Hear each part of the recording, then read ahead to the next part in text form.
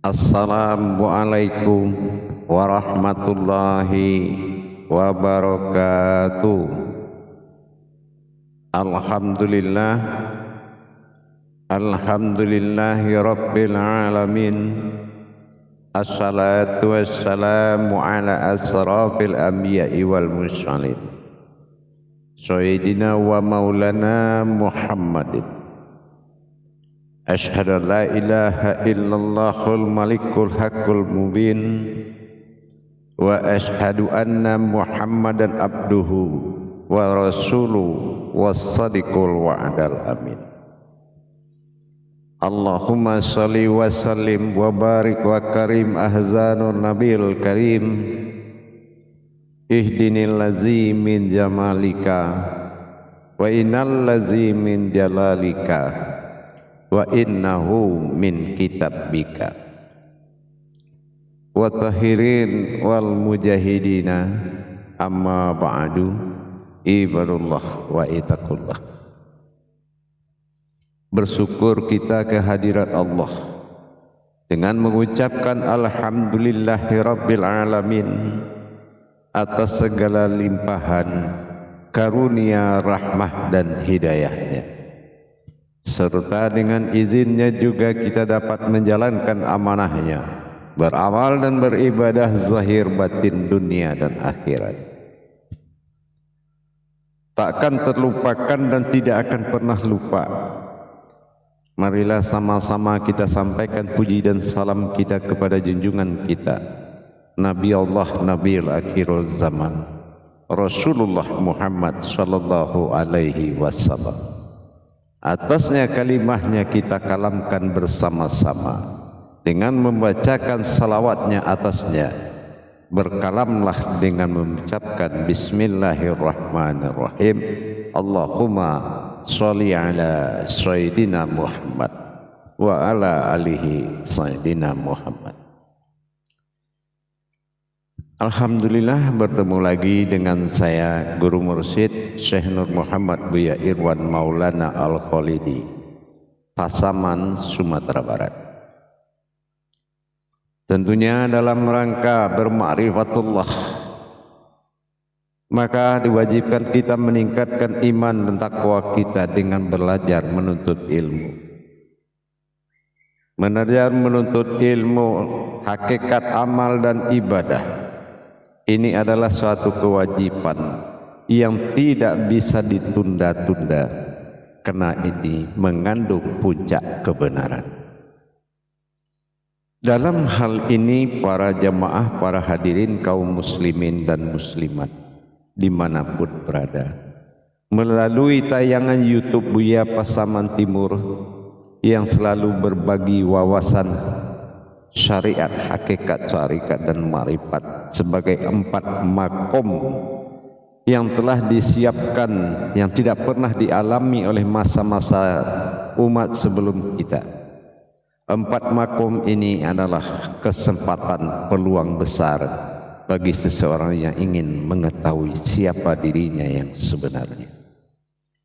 Berbicara tentang kualitas dan kuantitas wujud Allah yang kita panggil dengan nama Tuhan, ini perlu kita memahami lebih dalam lagi.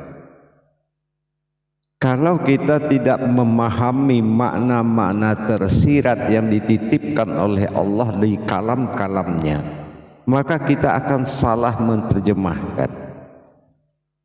Jangankan kita memahami tersirat-tersirat yang disisipkan oleh Allah dalam iman manusia, bahkan sebaliknya kita telah melakukan hal-hal yang tidak Allah berkenan, yaitu membesarkan diri di jalan Allah, bukan membesarkan Allah di jalan diri.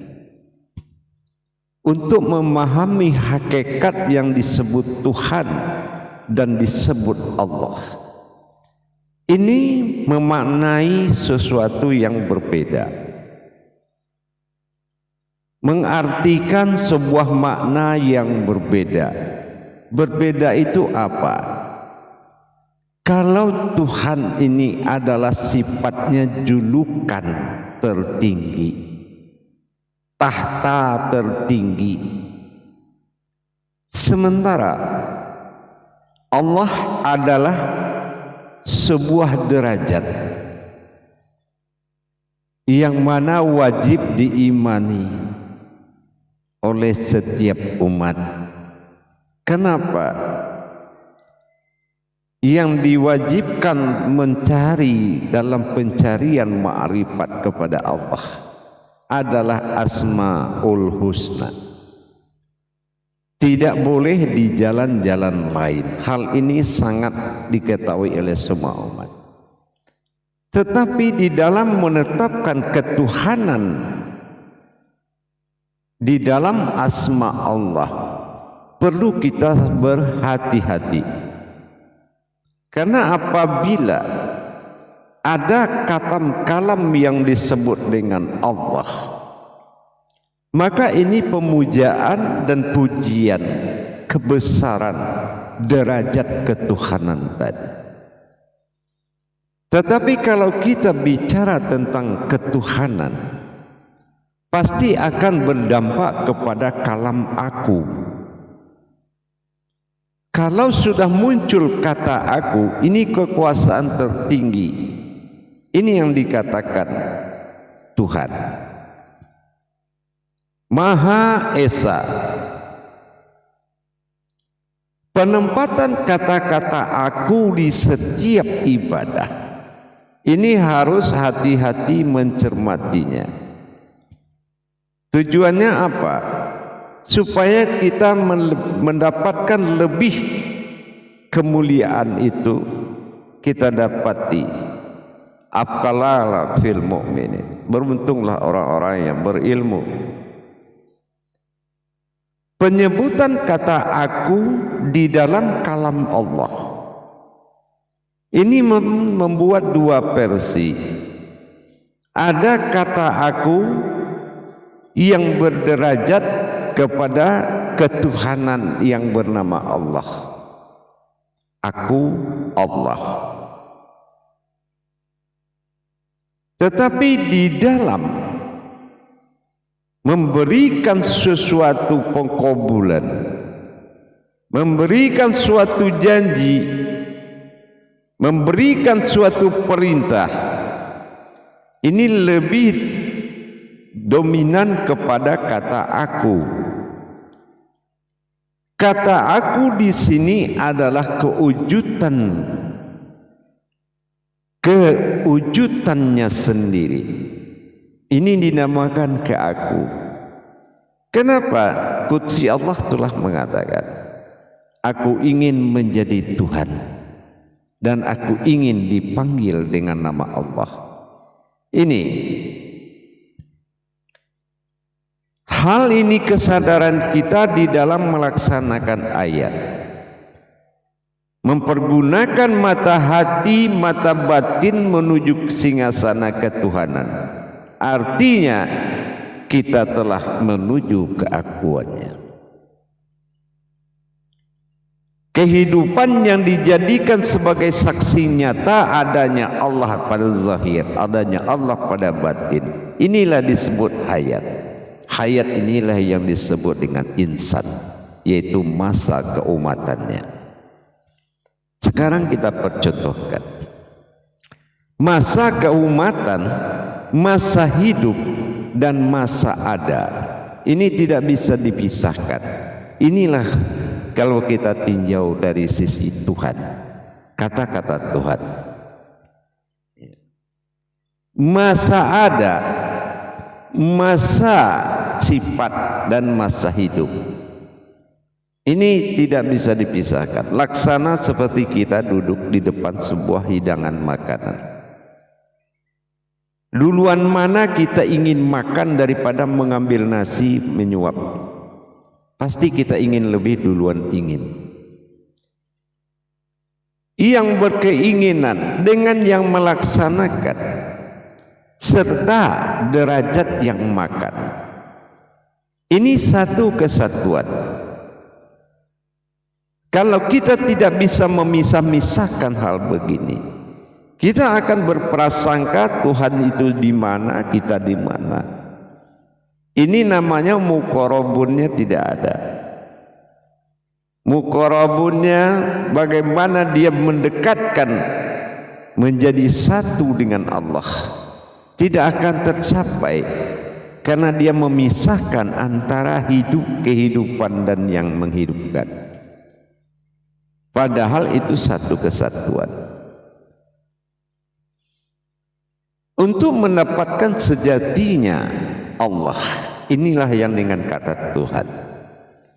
Allah adalah akhbarullah, sebuah jabariyah besar, sebuah zat yang dimajukan untuk dasar semua alam bertafakur kepadanya. Tetapi yang meninggalkan mayat kita adalah suatu diri rahasia yang tidak terlihat oleh siapapun. Inilah perhitungan diri dan Tuhan. Selagi tidak ada yang melihat keberangkatan sesuatu wujud meninggalkan mayat, maka dia tidak akan bisa dinalar dengan iman. Iman hanya bisa mengimani yang ditetapkan oleh Tuhan. Tetapi ilmu adalah suatu jalan untuk dasar menjadikan nyata bagi seluruh wujud. Inilah, kalau kita tidak bisa membedakan kualitas penyebutan Allah dan kalam Tuhan, maka ini tidak akan menyatu dalam perbuatan diri. Kalau sudah kita lihat bagaimana kekuasaan Allah yang dikatakan kepada akhbarullahnya, bagaimana kekuasaan aku ingin menjadi Tuhan pada zatku sendiri, ini yang dikatakan dengan aku bersifat pada zatku, maka disinilah kita mendapatkan gerak sifat bagi Allah. Contoh apa? 7 sifat diberikan kepada sebuah kodrat zat, maka bersifatlah aku pada zatku, tetapi aku tetap berbeda. Bersifatlah aku pada sifatku dan zatku sendiri.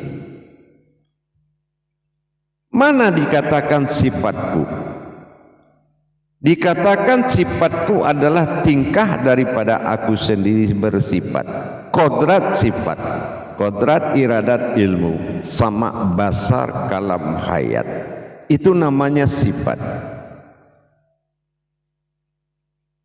Bersifatlah aku pada zatku. Nah, mana yang dikatakan zat? Zat adalah sesuatu aras yang terjadi karena apa? Perpaduan kodrat sifat dengan akunya. Mana yang dikatakan sifat dan aku?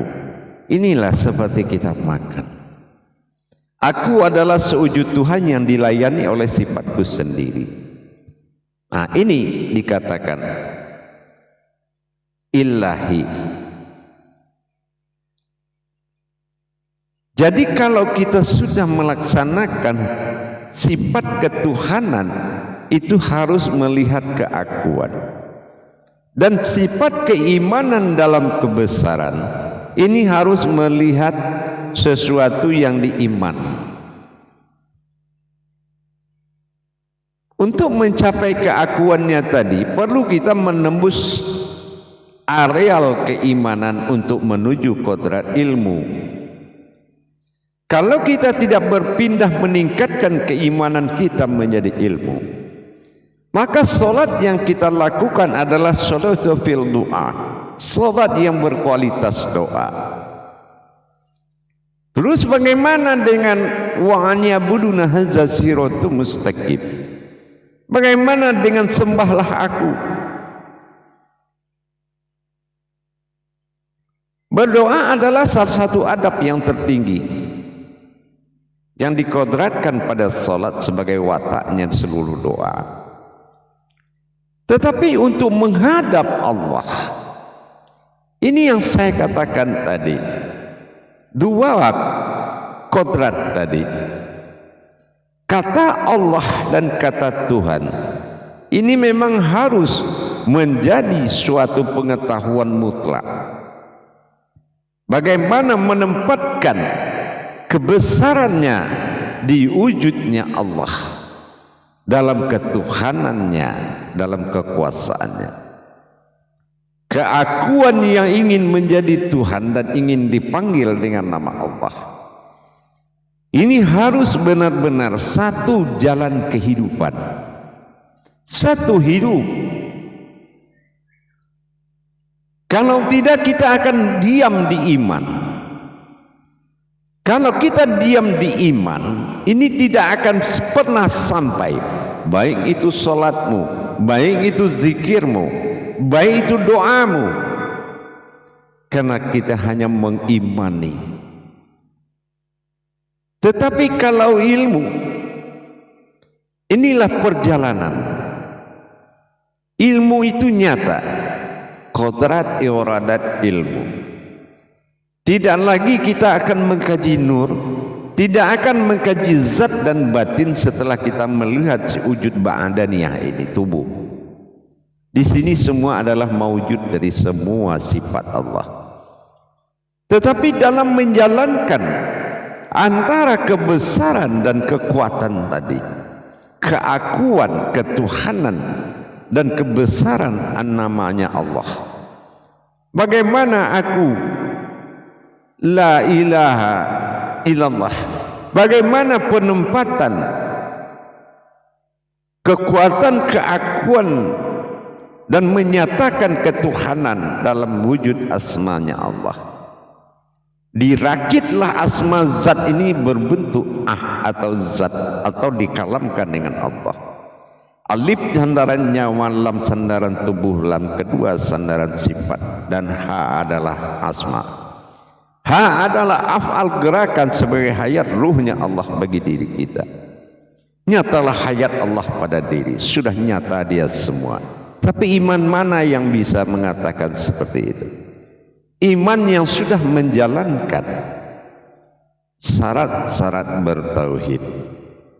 Tauhid adalah menyatukan. Bagaimana nyata berhubungan dengan kata tauhid? Kalau kita belum bertuhan, itu namanya belum bertauhid.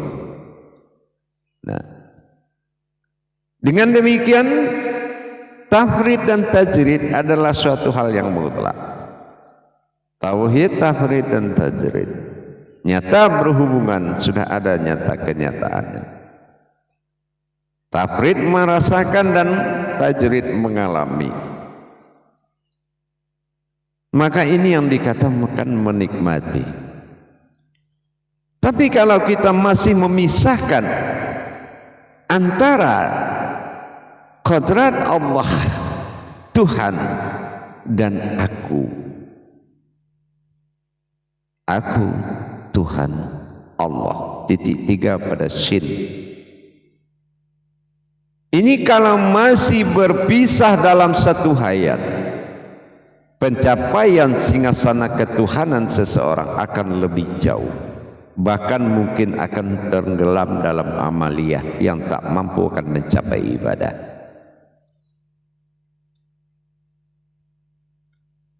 Kita diturunkan ke muka bumi ini untuk pergi beribadah.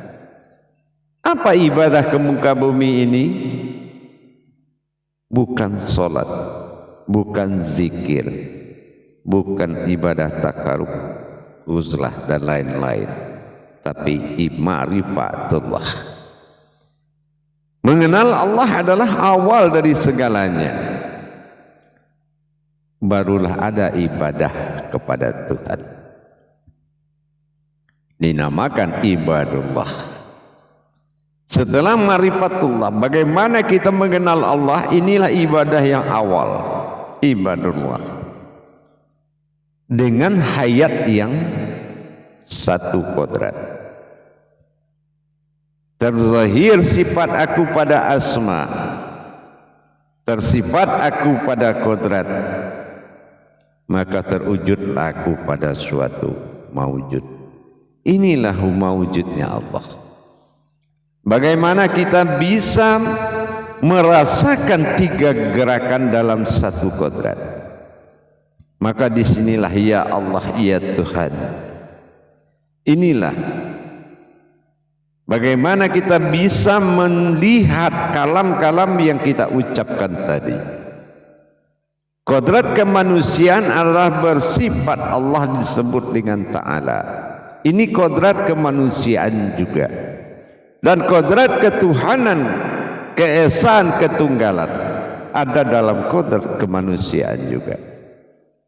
Berpadunya dua kodrat antara ilah dengan Ta'ala.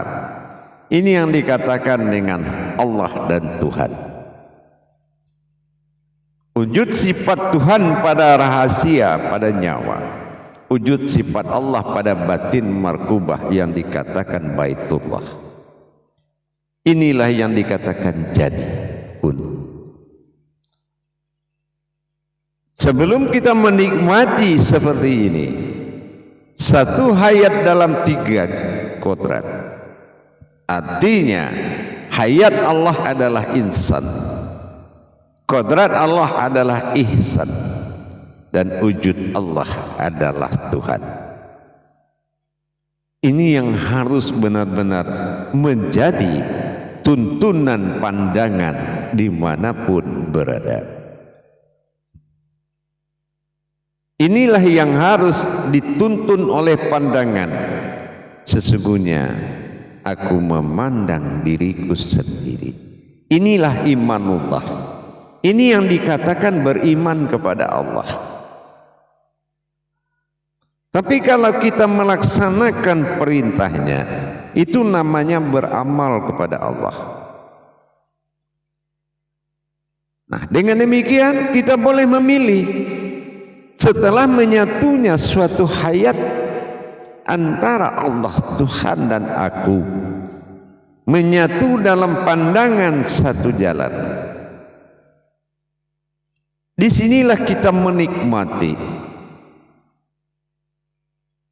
Inilah jalan untuk menikmati, sehingga diri yang dinyatakan insan dan diri yang dirahasiakan ihsan, ini adalah diri sifat, atau dikatakan dengan diri al-haqqullah, itu diri ihsan.